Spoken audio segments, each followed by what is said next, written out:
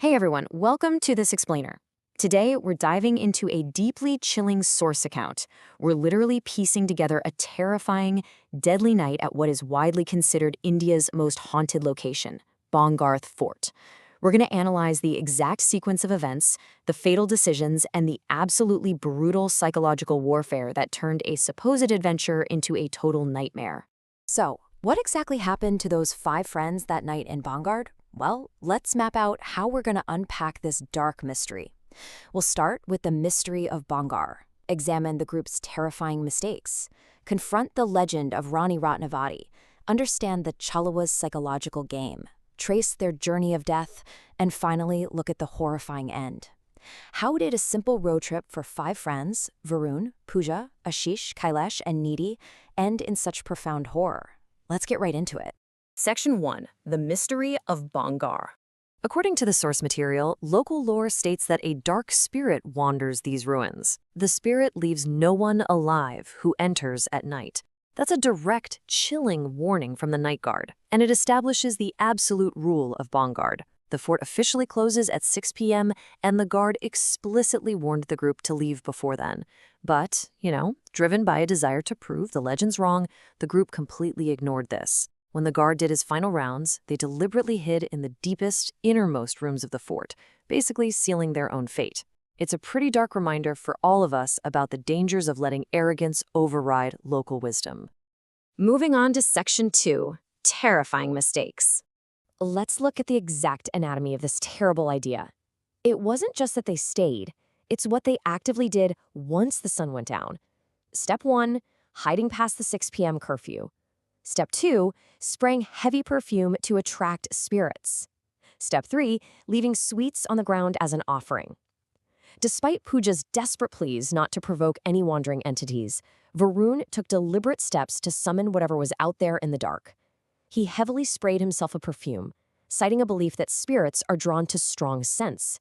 Then, he actually placed a piece of white sweet on the ground as a direct offering. So he wasn't just waiting around for the supernatural, he was aggressively inviting it. Wild, right? Which brings us to Section 3, the shadow of Rani Ratnavati.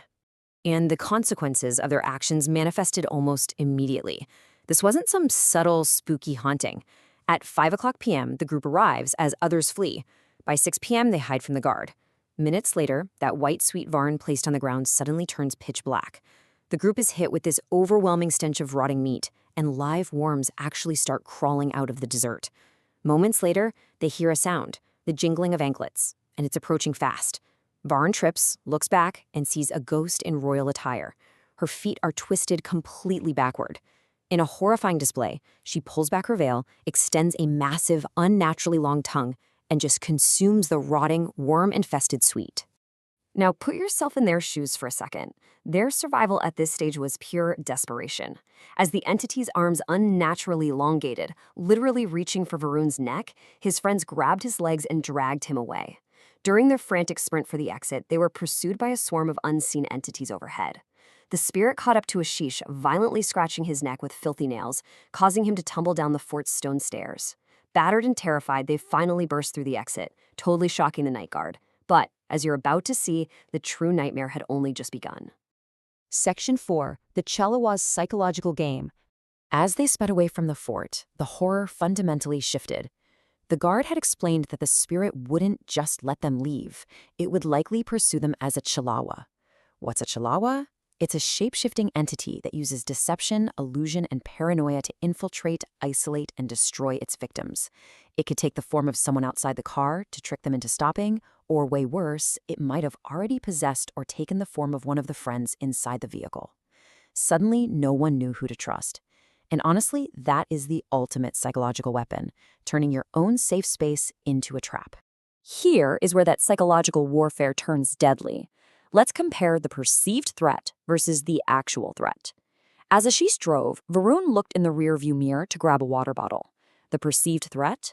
Instead of his friend Kailash's normal reflection, Varun saw Kailash's face torn open, rotting, and crawling with countless worms in the mirror. Blinded by absolute terror, the group immediately assumed Kailash was the Chalawa, so they grabbed a hockey stick, beat Kailash until he was unconscious, and mercilessly threw him out of the car onto the dark, desolate road. The actual threat, however, the hidden entity was masquerading flawlessly as another friend right there inside the car. Section 5. The Journey of Death.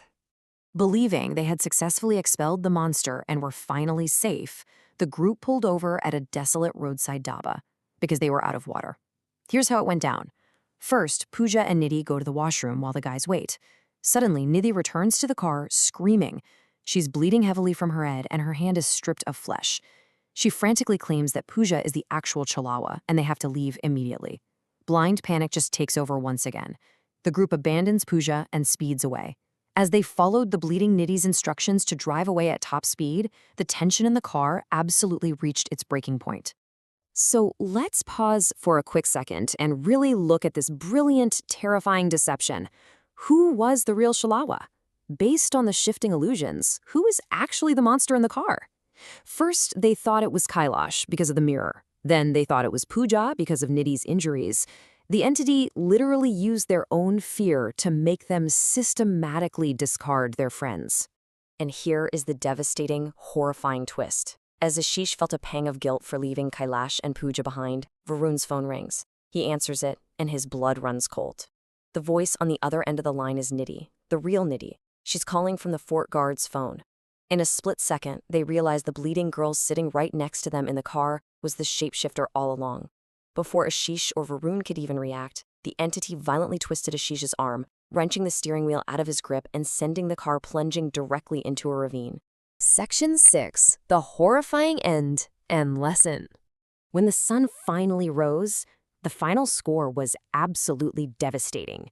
Varun, Pooja, and Ashish, the three who actively drove the escape and made the panicked decisions in the car, perished in the crash. But, remarkably, Kailash and Nidhi both survived. Let's explore exactly how. What's truly haunting about these two survivors is that they lived not by their own cleverness, but through a mix of divine protection and sheer, terrifying luck. The source text reveals that Kailash was forcefully ejected because he wore a protective Rudraksha around his neck. Because of this holy item, the Chalawa couldn't kill him directly inside the car. Instead, it used an illusion to trick his friends into throwing him out, which inadvertently saved his life. Meanwhile, the real Nidhi survived because she had fainted from terror back inside the fort. She lost her phone in the dark, was found by the guard, and never even made it into the doomed car in the first place. The source tells us that Kailash and Nidhi walked away with their lives, but they must forever carry the crushing weight of their friend's horrifying demise. They're the living witnesses to a folklore that proved deadly real. So we leave you to ponder this dark question. Is the heavy burden of survival, knowing you abandon your friends to an ancient evil, worse than becoming another tragic myth in the cursed ruins of Bhangrah? Thank you for joining me on